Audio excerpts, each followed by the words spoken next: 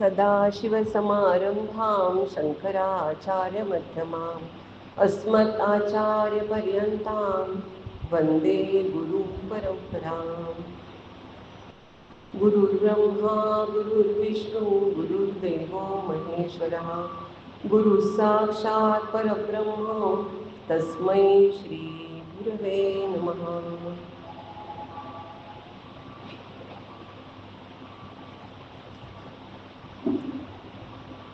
आजच्या या पहिल्या सत्राच्या पहिल्या दिवशी मला नामसाधनेची महती याच्यावरती बोलायला सांगितलं गेलं आहे.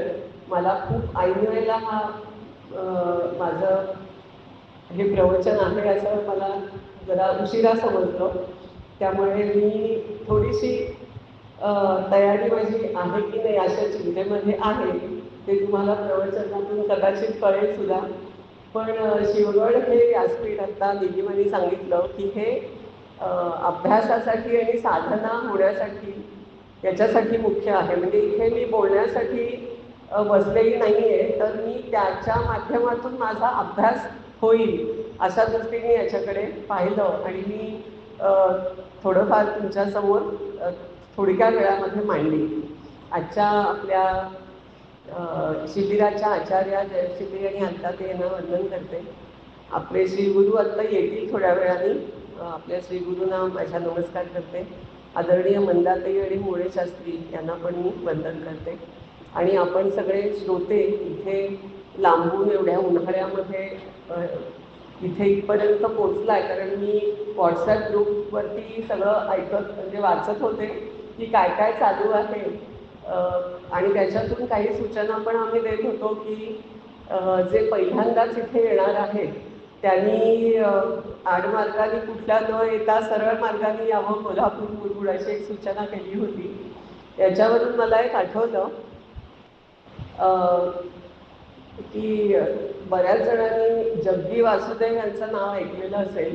त्यांची मुलाखत घेतली एका वर्तमान वार्ताहराने मुलाखत घेतली आणि त्या वार्ताहराची थोडीशी अशी इच्छा होती किंवा दिशा अशी होती बोलण्याची की तुम्ही गुरु आहात तर मग त्याच्यामध्ये गुरूंचं एवढं महत्त्व काय आहे. तर मग त्यांनी तिला प्रतिप्रश्न केला. सद्गुरू म्हणून जे सगळे त्यांना ओळखलं जातं जग्गी वासुदेव, की तुम्ही कधी दिल्लीला ड्रायव्हिंग करता का दिल्लीमध्ये. तर त्या म्हणाल्या हो. मग काय करता तुम्ही ड्रायव्हिंग करताना. तुम्हाला जर एखादा एरिया माहिती नसेल तर तुम्ही काय करता. त्या म्हणाल्या मी GPS लावते. हल्ली गाडीमध्ये GPS असतो. GPS म्हणजे काय, ग्लोबल पोझिशनिंग सिस्टीम असं त्याचा लॉंग फॉर्म आहे. म्हणजे काय, मग तुम्ही काय करता, ती जी कोण अननोन बाई असते सांगणारी इन्स्ट्रक्शन देणारी, ती सांगते आता उजवीकडे वळा, मग तुम्ही उजवीकडे वळता. मग थोड्या वेळाने सांगते डावीकडे वळा, मग तुम्ही डावीकडे वळता. तुम्हाला माहीत नसतं ती कोण व्यक्ती आहे, तिला पाहिलेलं नाही, तिचं नाव माहीत नाही, गाव माहीत नाही, तरी तुम्ही ते तशा त्या सगळ्या गोष्टी करता, कारण तुम्हाला त्या इच्छित स्थळी जायचं असतं त्या पत्त्यावर अचूकपणे. कधी कधी ती म्हणते आता युटर्न घ्या, मग तरी तुम्ही युटर्न पण घेता. इतकं सगळं तुम्ही ऐकता जिचं काही तुम्हाला काही नाव गाव पत्ता माहिती नसतो. त्याचं कारण काय, त्या प्रदेशाचा तुम्हाला भूगोल माहिती नसतो, त्या प्रदेशाची माहिती नसते. आणि म्हणून ह्या GPS आधार घेत आपण त्या योग्य ठिकाणी योग्य वेळी त्या तिथे आपण व्यवस्थित पोचतो. तर ही ग्लोबल GPS हा भूगोलाचा GPS आहे. तर आपले सद्गुरू जे असतात ते पण GPSच आहे. त्याला गुरु पोझिशनिंग सिस्टीम असं ते छान त्याच्यातलं साम्य दाखवलं. की म्हणून जेव्हा आपल्याला एखादा प्रदेश माहिती नसतो तेव्हा जसं आपण GPS लावून जातो तसं परमार्थाच्या ह्या क्षेत्रामध्ये आपल्याला जेव्हा काही माहिती नसतं, आपण नवीन असतो, तेव्हा ही GPS लावूनच जावं. म्हणजे गुरु पोझिशनिंग सिस्टीम ही आपल्याजवळ असावी, म्हणजे आपल्याला कुठेही मध्ये अडथळायला होत नाही, कुठे चुकत नाही आपण, आणि आपल्याला जिथे पाहिजे त्या साध्य जे आहे किंवा जिथे पोचायचं आहे तिथे नेमकेपणाने पोचतो. असं हे जे GPS आहे सद्गुरू. आणि त्या सद्गुरू जे आपल्याला सांगतात, आपल्याला जे मार्ग दाखवतात. मार्गदर्शन हा शब्द खूपच गुळगुळीत वाटतो मला. मार्गदर्शन म्हणजे नक्की काय? मी इथे कुठलंही मार्गदर्शन करणार नाही आहे किंवा तो माझा अधिकार नाही आहे. अधिकारी समोर बसले आहेत आपल्या. तर हे जे GPS आहे आपलं, ते GPS म्हणजे गुरु, आपले सद्गुरू, हे जे नाम देतात. आज आपला विषय आहे नामसाधना. नामसाधना किंवा साधना करण्यासाठी सद्गुरू किंवा आपले गुरु आपल्याला नाम देतात किंवा नाम आपण घेतलेलं असतं त्यांच्याकडून, की एक दिशा मिळावी आपल्याला साधना करण्यासाठी, कोणत्या दिशेने आपण जावं. तर आता आपल्याला आपलं साध्य काय आहे, आपण इथे कशासाठी आलो हे नक्की माहिती पाहिजे. कारण त्याच्यात पूर्ण स्पष्टता पाहिजे की मी ह्या शिबिरासाठी कशासाठी शिबिराला माझं उद्दिष्ट काय आहे.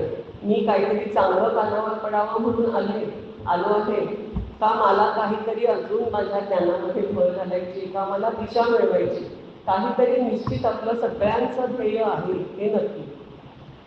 त्याच्यामध्ये आपल्याला हे जे साधन, नामसाधना हा विषय आपल्याला सगळ्यांना, बहुतेक सगळ्यांनी नाम घेतलेलं असावं किंवा नसेल तर ते आता का घेतलं जावं किंवा नामसाधना कशी करावी याच्याबद्दल आपण पुढचे 2 दिवस श्रवण करणार आहोत.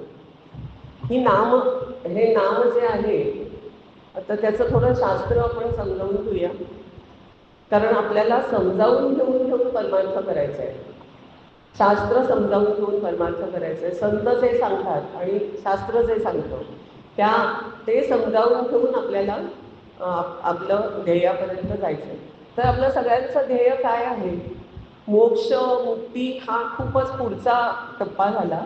तर आपल्याला आता अतिशय चिरंतन टिकणारा आनंद, चिरंतन सुख हे मिळवायचं आहे. हे पहिलं आपलं उद्दिष्ट.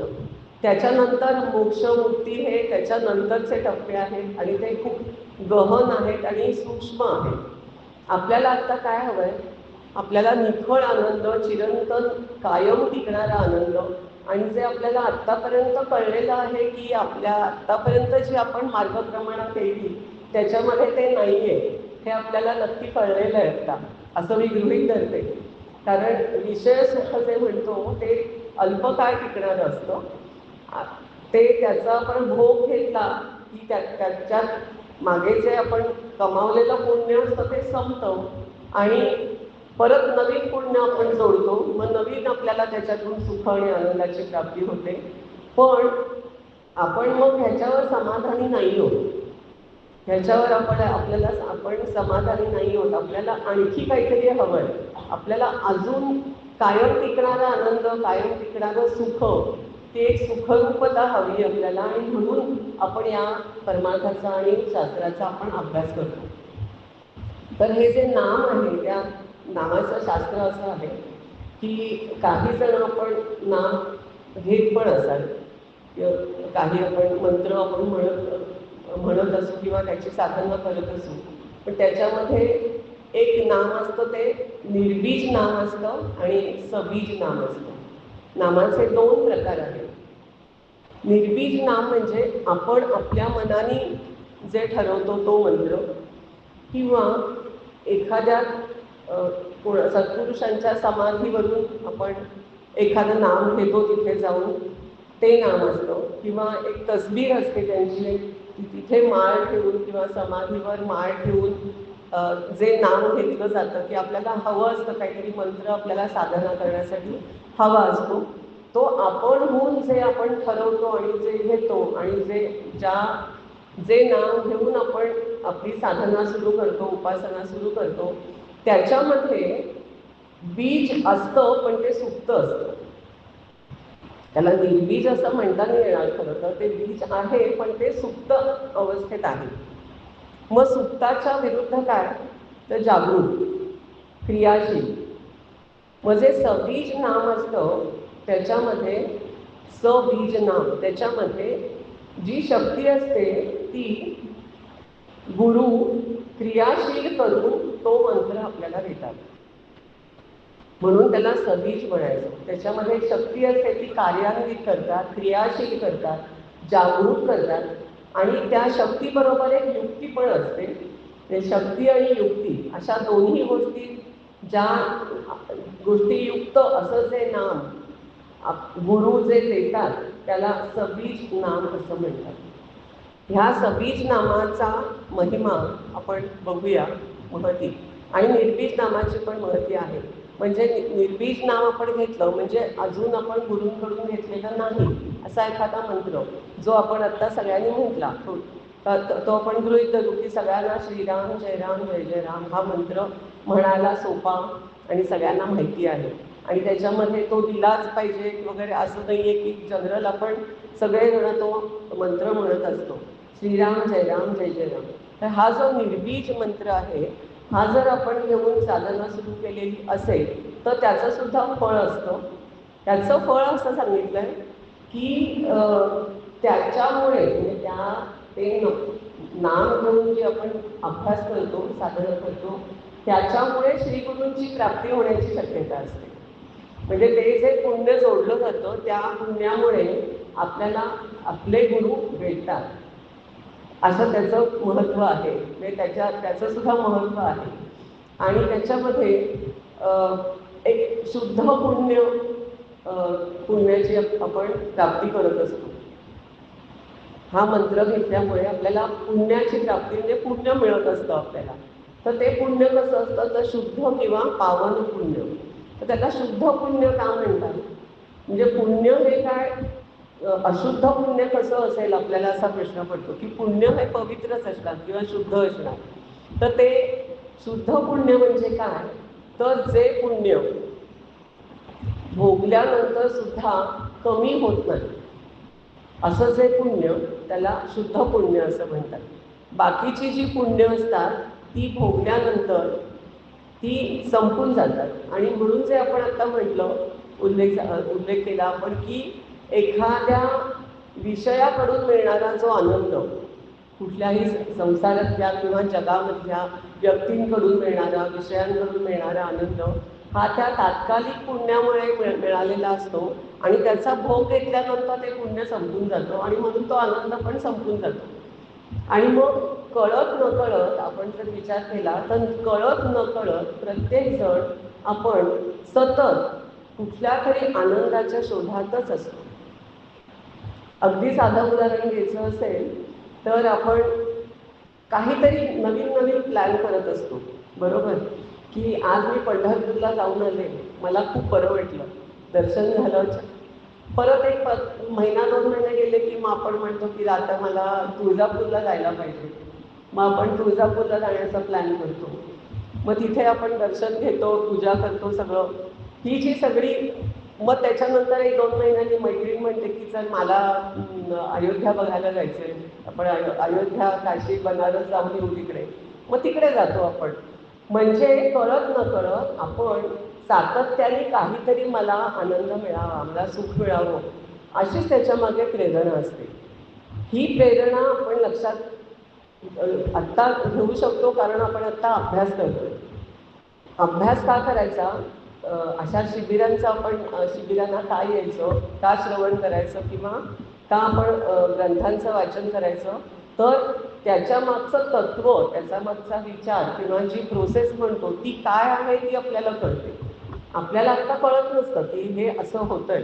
पण मग आपण हे समजावून घेऊन जर केलं तर मग आपल्या कृतीमध्ये काहीतरी सुधारणा होईल, काही फरक पडेल. आपण विचार करू की मी करते ते योग्य आहे का नाही, बरोबर? आणि दुसरा विषय असा आहे की आता हा जो विषय वानप्रस्थ आश्रमामधले आपण सगळे आहोत असं जर गृहीत धरलं तर डॉक्टर काका सांगतात की वानप्रस्थ आश्रमामध्ये म्हणजे 60 नंतरच्या काळामध्ये की काळ का आणि वेग याचं गणित लक्षात ठेवावं की आपल्या हातामध्ये वेळ किती आहे आपल्या हातामध्ये आणि आपल्याला तेवढ्या वेळात काय मिळवायचं आहे.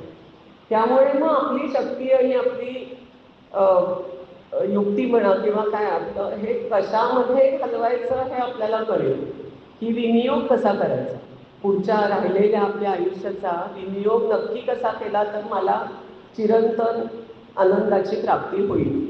आणि म्हणून आपल्याला तसा विचार करायचा आहे की आपलं आता वय काय आहे, तर 70 आहे. आपल्या हातात किती वर्ष आहेत, तर समजा 10 वर्ष आहेत. तर 10 वर्षामधलं आपलं साधना काळ किती असतो, 10 महिने पण असेल, माहिती नाही. खरा म्हणजे इतका प्रॅक्टिकली विचार करायला डॉक्टर काका आपल्याला सतत सांगत असतात. म्हणजे एकदा काका म्हणाले होते की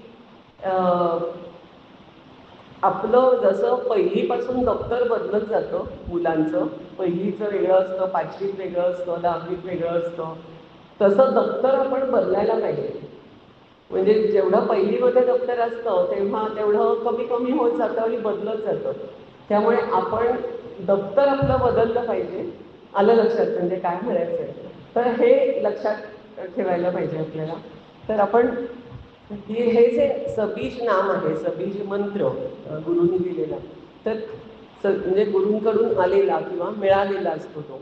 तर त्याचं भावार्थ रामायणामध्ये असं वर्णन येतं की कविता नित्य नामस्मरण तेणे उपजे परमपुण्य, ते भोगक्षये नव्हे क्षीण ब्रह्म परिपूर्ण परिपूर्ण ब्रह्म प्रापक.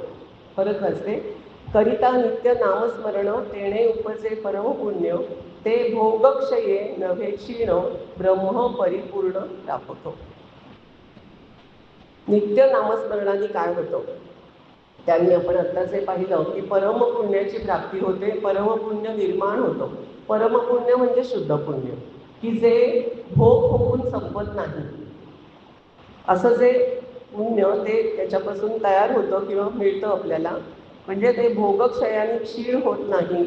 आणि ते कसं असतं साधन किंवा नामस्मरणाचं सर्वात महत्त्वाचा फायदा काय किंवा काय मिळणार आहे, तर ते ब्रह्म परिपूर्ण प्रापक, ते ब्रह्मापर्यंत ब्रह्माची प्राप्ती करून देणारं असतं.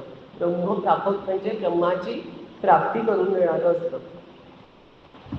तर आपण कारण संतांच्या यांनीच चाललो आहे. संत काय म्हणतात आणि काय सांगतात, संत आणि शास्त्र यांचं बोध धरूनच आपल्याला परमार्थामध्ये वाटचाल करायची असते. स्वतःच्या बुद्धीने काहीही करायचं नसतं. ही अतिशय चांगली गोष्ट आहे की ते जे सांगतील, जे म्हणतील, जसं म्हणतील ते करत जायचं. म्हणजे आपल्याला सगळी जबाबदारी त्यांच्यावर टाकायची, पण करायचं मात्र आपण, कृती आपण करायची, असा त्याच्यामागे विचार आहे. तर हे संतांनी जे सांगितलेलं आहे की त्याच्यामध्ये आता आपण बघितलं की एकनाथ महाराजांनी काय सांगून ठेवलं. त्याच्यानंतर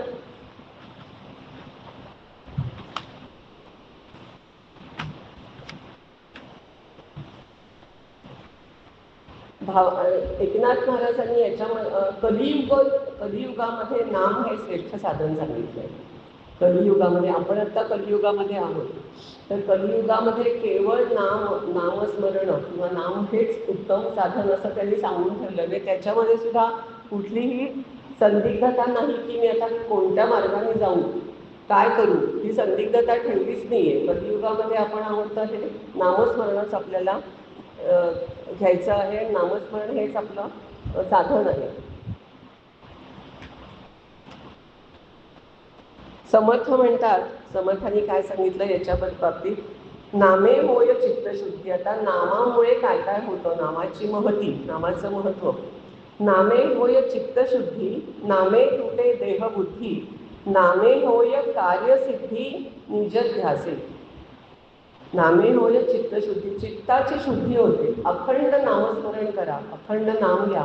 आता नामस्मरण हा जो शब्द आहे त्याच्यामध्ये सुद्धा नामाचं स्मरण का करावं लागतं, स्मरण करावं लागतं म्हणजे आठवावं लागतं, म्हणजे आपण ते विसरलेलो आहोत. आणि म्हणून ते स्मरण, नामाचं स्मरण जे आपण विसरलोय म्हणून त्याचं स्मरण करावं लागतं आणि सतत त्याचा आपल्याला उद्घोष करावा लागतो.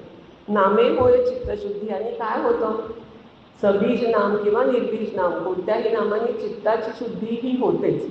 चित्त आपलं वेगवेगळ्या संस्कारांनी अशुद्ध झालेलं असतं आणि ती अशुद्धी जावी, ते नको ते संस्कार पुसले जावे, मिटले जावे. आणि मग जे मूळचं माझं चित्त शुद्ध आहे, मूळची मी शुद्ध आहे, मूळची मी ब्रह्मरूप आहे, हे म्हणजे जी सगळी काजळी धरलेली असते ती सगळी नामाने बाजूला होते. सगळं अशुद्धत्व, अपवित्र जे नकोय ते हे सगळं नामामुळे बाजूला होतं आणि म्हणजे चित्ताची शुद्धी होते.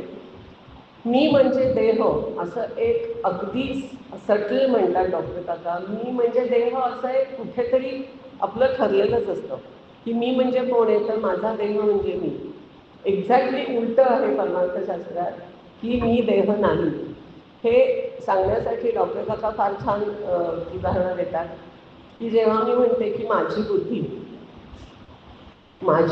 माझं मन, माझा देह, माझा संसार, हे जे सगळं माझं माझं माझं आपण म्हणतो त्याच्यामागे तत्व काय लावायचं? जे माझं आहे ते म्हणजे मी नाही. जे माझं आहे ते मी नाही. म्हणजे काय? बुद्धी माझी आहे म्हणजे बुद्धी म्हणजे मी नाही. मन माझं मन, मग जे माझं आहे ते मी नाही, म्हणून मन पण माझं नाही, बुद्धी पण माझी नाही, देह तर नाहीच. म्हणजे देह बुद्धी जी आहे, देह माझा आहे. मी म्हणजे देह. मी म्हणते का की डॉक्टर काका सांगतात की माझं अंग दुखतंय असं म्हणतो आपण. मी दुखतोय असं म्हणतो का आपण कधी? नाही, माझं अंग दुखतंय. मग जे माझं आहे ते मी नाही, म्हणून जो माझा देह आहे तो म्हणजे मी नाही. मग आता हा सगळा जो आहे तो आपला मीचा शोध चालू आहे. मी म्हणजे कोण? एकच त्याच्यामध्ये आपली आता इन्क्वायरी काय आहे, म्हणजे आपण आता काय शोधतोय, तर मी कोण आहे? मी ब्रह्म आहे आणि मी सुखरूप आणि आनंदरूपच आहे. फक्त ते मला त्याचा अनुभव घ्यायचा आहे. जे मी मूळ माझं रूप आहे, जे आनंद स्वरूप, ते मी विसरलेली आहे. त्याचं मला विस्मरण झालंय, म्हणून नामस्मरणाने मला त्याचा अनुभव घ्यायचा आहे. आणि म्हणून हे नामस्मरणाचं महत्त्व. नामांनी आणखी काय होतं? नामे होय कार्यसिद्धी. आपलं आत्ता कार्य काय आहे? मुंज लग्न ह्याला हे कार्य इथे येत नाही. म्हणजे आता कार्यसिद्धीला जाऊ दे, म्हणजे इथे ह्याच्यामध्ये मुंज लग्न किंवा असे जे आपले कार्यक्रम असतात, ती सिद्धी नसून आपली सगळ्यांची कार्यसिद्धी एकच आहे, एकच कार्य आहे, ते म्हणजे मुक्ती आणि चिरंतन आनंद. डॉक्टर काका अतिशय अगदी नेमक्या शब्दात सांगतात की कधीही न कधीही न संपणारा आनंद, कधीही न तो आता आनंद मिळणं बंद झालंय असं नाही आहे. नंतर सगळ्या भयातून सुटका, सगळ्या भीतीमधून सुटका, असं जे आहे की असं जे जीवन आहे ते खरं जीवन, संपूर्ण भयमुक्त आणि अतिशय आनंदाने युक्त असं जे जीवन आहे, जे आयुष्य आहे, ते खरं आयुष्य. आणि म्हणून ते कार्य काय आहे आपलं आत्ता ठरलेलं सिद्धीला काय व्हायचंय? सिद्धी कशाची झाली पाहिजे? तर ह्या अनुभवाची झाली पाहिजे. त्याच्यासाठी साधन काय आहे? तर नामस्मरण, नामसाधना ही हे साधन आहे. देह हे सुद्धा साधन आहे. देह आपल्याला याच्यासाठी वापरायचा आहे, हे साधन म्हणून वापरायचं आहे. तो देह म्हणजे मी नाही आहे, मी वेगळा आहे. आणि साधन हे या कार्यसिद्धी आपली कधी होणार आहे? जेव्हा आपल्याला परमानंदाचा आणि माझ्या सुखाचा, आत्मसुखाचा अनुभव येणार आहे. पण एका शब्दात सांगितलंय समर्थांनी, एकाच शब्दात सांगतात नेमक्या की निर्जर ध्यासे. नामे होय चित्तशुद्धी, ठीक आहे. नामे तुझे देहबुद्धी, नामे होय कार्यसिद्धी, हे सगळं कधी होणार आहे? तर हे सगळं निजध्यासे म्हणजे पूर्ण निष्ठेने, पूर्ण समर्पण होऊन, अखंडपणे, अतिशय त्याच्यावरती श्रद्धा ठेवून, नामावरती आणि अखंडपणे आणि भरपूर नाम घ्या, भरपूर नाम घ्या. एकदा एका महाराजांना कोणीतरी विचारलं की मी गेले 3 वर्ष नाम घेतोय, मला अजूनही काही कुठला अनुभव आलेला नाहीये, किंवा काय म्हणतात लोक, मला प्रकाश दिसला, मला तेज दिसलं, काहीतरी छान स्वर ऐकू आले, असं खूप मी ऐकतो, पण मला काही असा अनुभव आलेला नाहीये. तर काय आता मी काय करायचं? 3 वर्ष झाली मी नाम घेतोय. ते म्हणाले तू, याचाच अर्थ असा आहे की तू जे करतोयस ते कमी पडतंय. जर तू एखादा हौद भरायचा आहे, त्या हौदामध्ये जर असं पळीपळीने आपण पाणी घालत राहिलो तर तो हौद भरायला किती वर्ष लागतील माहिती नाही. पण तेच हौद भरायला जर तू हंडा घेतलास तर त्या हंड्याने तो हौद लवकर घरून जाईल, चटकन घरून जाईल. त्यामुळे आपण किती नामस्मरण करतोय, किती साधना करतोय, त्या प्रमाणामध्ये त्याचा अनुभव येणार आहे. त्यामुळे तू पहिली पाणी घालायचं का हंड्याने हाऊस भरायचा हे आपल्याला कळलं पाहिजे. आणि थोडासा काहीतरी प्रयत्न करून लगेच आता मला काहीतरी अनुभव यायला लागेल, ही जी एक अपेक्षा असते किंवा एक चुकीची माहिती असते कोणाची तरी ऐकलेली, असं इथे लगेच काही होत नाही. म्हणजे आज इकडे जरी तुकाराम महाराजांनी म्हटलं असतं की मुखी नाम हाती मोक्ष असं जरी म्हटलेलं असतं, ते इतकं सोपं वाटतं की चला नाम घ्यावं आणि लगेच मोक्ष मिळेल. असं लगेच कुठलीच गोष्ट कधीच होत नसते आणि परमार्थात तर नाहीच नाही. प्रपंचात होते कधी कधी आपल्याला, पण इथे अखंड सातत्य आणि अतिशय श्रद्धेने पूर्ण झोकून देऊन, म्हणजे नाम जितकं वाटतं तितकं सोपं नाही आहे. पण तरीसुद्धा एक प्रवचनकार आहेत, त्यांनी एका प्रवचनात म्हटलं होतं, खरं तर नाम सोपं आहे, पण किंवा नामसाधना सोपी आहे, परमार्थ सोपा आहे. आणि खरं तर आणि मग त्याची एवढी लोकांना भीती का वाटते परमार्थाची, की परमार्थ म्हणजे काहीतरी आपल्याला कळणार नाही, आपल्याला जमणार नाही, असं खूप जणांना वाटतं. खरं तर प्रपंचच फार अवघड आहे आणि परमार्थ सोपा आहे. जेव्हा प्रपंच आपण करतो तेव्हा आपल्याला हे सगळ्यांना अनुभव आलेला आहे की प्रपंचच खरा अवघड आहे आणि तो आपल्याला सोपा वाटतो. आणि परमार्थ अवघड वाटतो, तो खरं तर सोपा आहे. पण तो कधी कसा केला तर निजध्यासाने केला, तर त्याचा ध्यास घेतला पाहिजे, तर मग तो सोपा आहे. ज्ञानेश्वरीच्या 12व्या अध्यायामध्ये सुद्धा नामस्मरणामुळे जो ब्रह्मानुभव येतो त्याचं वर्णन आलेलं आहे. कारण आपण आता सगळ्या संतांच्या ह्यानी जातोय की संत काय काय म्हणतात नामसाधनेबद्दल. तर ज्ञानेश्वर महाराजांनी असं 12व्या अध्यायात सांगून ठेवलं की नाम घेतल्यामुळे वासना आणि इच्छा ह्या कमीच होत जातात. नामसाधनेमुळे, नामघोषामुळे इच्छा आणि वासना ही ज्या सगळ्या दुःखाचं मूळ असतात, की ज्या आपण काहीतरी सतत इच्छांचा, वासनांचा आपण पाठलाग करत असतो आणि मग तिथे काहीतरी गडबड होते आणि त्यामुळे मग आपल्याला कधी आनंद, कधी दुःख, कधी असे जे अनुभव येतात ते सगळे इच्छेतून आणि वासनेतून होतात. पण मग हे नाम हे असं साधन आहे की त्यांनी ह्या सगळ्या आपोआपच वासना आणि इच्छा ह्या कमी व्हायला लागतात. म्हणजेच काय तर वैराग्य वाढायला लागतं. वैराग्य आपल्याला त्याच्यातून निर्माण होतं. देहाबरोबरचं तादात्म्य कमी होतं. मी म्हणजे देह किंवा देहाबरोबरचं तादात्म्य, म्हणजे देहासाठी आपण काय ज्या गोष्टी करतो त्याच्यातला सुद्धा आपल्याला रस कमी होतो. कारण काय, आपल्याला नामामुळे काही एक वेगळा सुखाचा, आनंदाचा अनुभव यायला लागतो. जेव्हा आपण खरं नाम घेतो तेव्हा त्याच्यातली, एका ठिकाणी म्हटलं की त्याची एक अशी गोड गोड चव असते, ती आपल्याला चाखायला मिळायला लागते. आणि जेव्हा आपण एखादी गोड आपल्याला रस मिळतो किंवा गोड चव चाखायला मिळते, तेव्हा आपोआपच आपल्याला बाकीच्या गोष्टींमधला आपला रस कमी होत जातो. म्हणजे कसं आहे हे, की हे सगळं अनुभवावरती, अनुभव चांगले यायला लागले की आपण मग त्या गोष्टी करतो.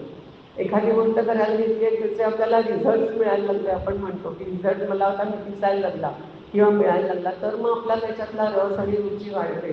तर तसं त्याच्यामुळे आपण नाम जितकं घेऊ, जितकं समरसतेने जेवू, जसं घ्यायला पाहिजे तसं पूर्ण श्रद्धेने घेऊ, तसं त्याला आपले त्याचे अनुभव यायला लागतात.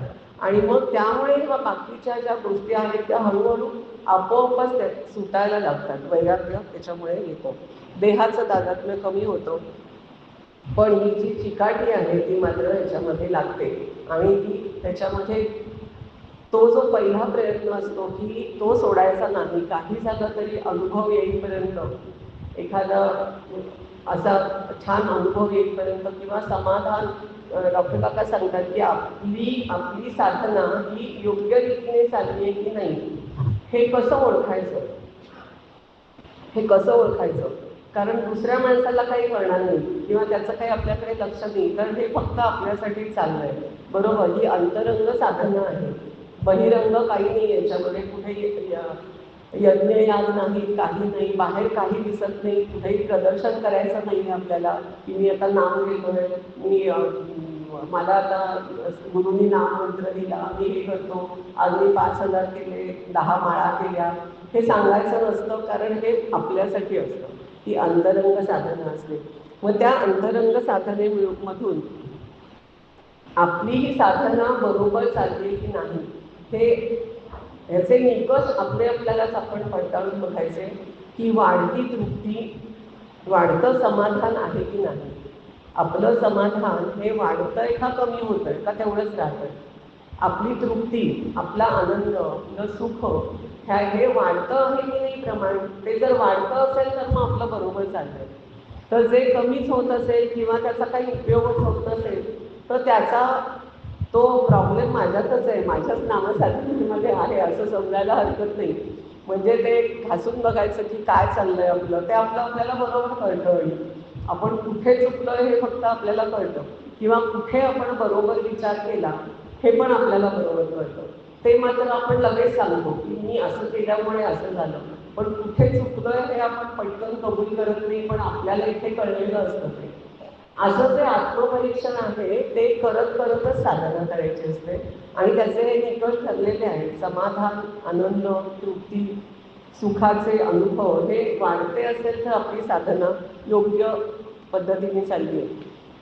अजून एका ठिकाणी असं उल्लेख आहे की आपण काहीतरी आयुष्यामध्ये गडबड सुरू झाली की पहिल्यांदा बहुतेक सगळेजण म्हणतात की पत्रिका दाखवा, कोणाला तरी पत्रिका दाखवा. मग तेव्हा अशी एक अगतिकता असते की हो बाबा ठीक आहे, सगळं करून झालं, आता याच्या भविष्यात काय लिहिलंय ते एकदा बघूया कळलं तर. मग ती पत्रिका जाते, त्याच्यामध्ये काहीतरी 12 स्थानं असतात मला वाटतं. तर ती मग ते बघतात सगळे, मग कुठल्या तरी स्थानामध्ये दोष आहे, मग ह्या स्थानाचा दोष काढण्यासाठी ते शांती करा, अमुक करा, तमुक करा, हे सगळे आपण काही जणांनी अनुभव घेतलेले असतील. मग त्याची सगळ्याची त्या कागदावरच्या त्या स्थानाची शांती झाली की मग काहीतरी चांगलं होईल. असं जे थोडी ती अंधश्रद्धा म्हणून किंवा काय माहिती नाही, मी याच्याबद्दल नाही बोलणार. पण नामाची महती अशी आहे की हे जे एकेका घराची शुद्धी, त्या 12 स्थानांची शुद्धी काय संतती स्थान असतं, काही घनस्थान असतं, अशी काय काय स्थानं आहेत की 12. त्यातल्या एकेका घराची शुद्धी करण्यासाठी 1 कोटी नामजप करावा लागतो. 1 कोटी नामजप केला की त्याची एका घराची शुद्धी होते. असे म्हणजे किती झाले, आता 12 जर सगळे असेल तर 12 कोटी नामजप. 12 कोटी नामजप आपण कधी करणार, कसा मोजणार हे आपल्याला काही माहिती नाही. पण मग एक साधी गोष्ट आहे की गुरूंनी दिलेलं, आपल्या गुरूंनी दिलेलं जो सबीज मंत्र असतो, सबीज नाम असतं, ते नाम घेतलं, ते नाम तुम्ही ह्या पद्धतीने घेतलं की ते 12 कोटी जप कधीच होऊन जातो आणि ती सगळी स्थानं शुद्ध होऊन जातात. असा त्याची महती एका ठिकाणी सांगितली आहे आणि ती मला अतिशय आवडली. ही थोडी अंधश्रद्धा पण कमी होईल आणि आपण जास्ती याच्याकडे वळू की नामाची महती किती आहे, म्हणजे नामाने काय साध्य होतं. कारण त्याच्यामध्ये गुरूंनी त्यांची शक्ती संक्रमण केलेली असते, त्याच्यामध्ये गुरूंचा आशीर्वाद असतो आणि त्याप्रमाणे त्याच्यामध्ये ती व्यवस्था असते की त्याचं कल्याण होईल, आपल्याला त्याच्यातून नक्की साधकाला किंवा शिष्याला त्याचा फायदा होईल. हे त्याच्यामध्ये महत्त्वाचं ती शक्ती कार्यान्वित झालेली असते, क्रियाशील झालेली असते. तर इतकं त्याचं महत्त्व आहे की 12 कोटी जगसुद्धा त्याच्यातून आपल्याला त्याचं पुण्य मिळतं. ज्ञानेश्वर महाराज म्हणतात, आपल्याला माहितीच आहे, हरिपाठामध्ये हरिमुखे म्हणा पुण्याची गणना कोण करी. तर हरी म्हणजे काय, त्याच्यामध्ये हरी म्हणजे ही ह्रस्व आहे बरं का. हरी म्हणजे हरण करणे, हरिमुखे म्हणा हरिमुखे, हरिमुख्या म्हणा. हरी म्हणजे काय, तो हरण करणारा. तर ह्याच्यामध्ये हरण कसलं होतं, आता हे जे पुण्य पापपुण्य हा जो आपण मोजतोय की नामाने पुण्य निर्माण होतं. तर आधी जे आपण वाट बघत असतो की मी इतकं साधन करतो, इतकं नाम घेतोय, तरी माझं अजून पुण्याची काही पुण्यामध्ये काही भर पडताना दिसत नाहीये, मला काही अनुभव येत नाहीये. तर ही पुण्याची गणना काही करायची नसते. आपण कितीही म्हणजे त्याची गणना करू नये, कारण भरपूर पुण्य त्याच्यातून मिळत असतं. आणि पहिल्यांदा जे सुरुवातीला जे पुण्य नामस्मरणामुळे मिळतं, त्याने पहिल्यांदा काय होतं, जर जी पूर्वीची आपली कर्मांची गाठोडी बांधलेली असतात किंवा जी नको ती कर्म केलेली असतात, ती आधी सगळी नाहीशी होतात. म्हणजे जसं थोडक्यात की आता मला समजा 1,00,000 रुपये पगार आहे एखादा, आणि त्याचा जर एक EMI असेल 20,000 रुपये, बरोबर. तर ते 1,00,000 रुपये पगार आला की त्यातून आधी ते 20,000 रुपये कट होतात, बरोबर, आणि मग राहिलेले पैसे माझ्या हातामध्ये येतात.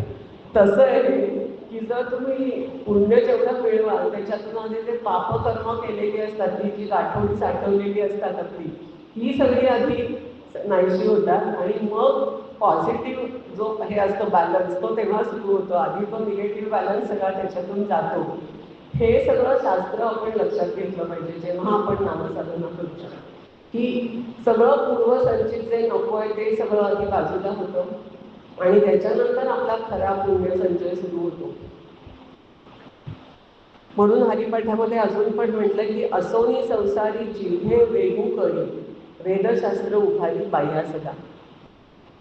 म्हणजे संसार करत असताना मुखाने भरपूर नाम घ्या, अतिशय तळमळीने घ्या, आर्ततेने घ्या, म्हणजे तो पुण्याचा भरपूर संचय होईल आणि ते वेगाने होईल.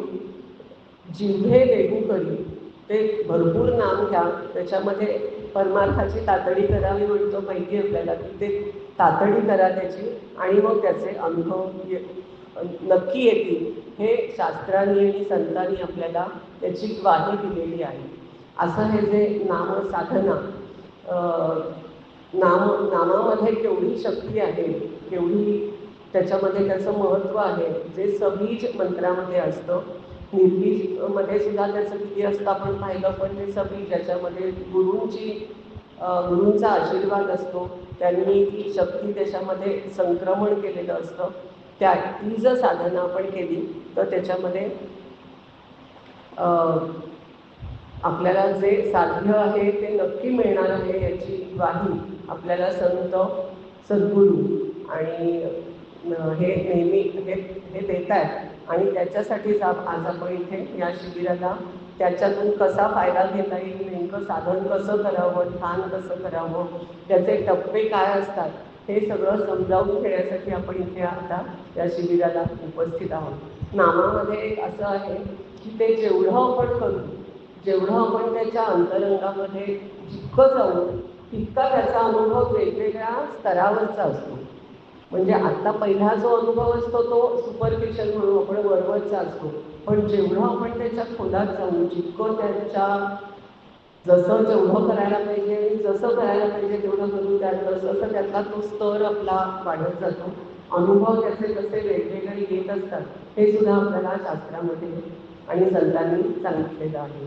तर अशा आपण नामसाधनेचं थोडंसं स्वरूप बघितलं, थोडंसं शास्त्र पाहिलं त्याच्यामध्ये, आणि मी आता इथे थांबते. आपण उद्यापासून त्याच्यामध्ये जास्ती त्याचं प्रात्यक्षिक प्रॅक्टिकल वगैरे सगळं आपण करणार आहोत, आणि आपल्या आचार्य आपल्या ह्याच्याबद्दल जास्ती उद्बोधन आपलं करणार आहे. आता इथे थांबूया. जय जय रघुवीर समर्थ.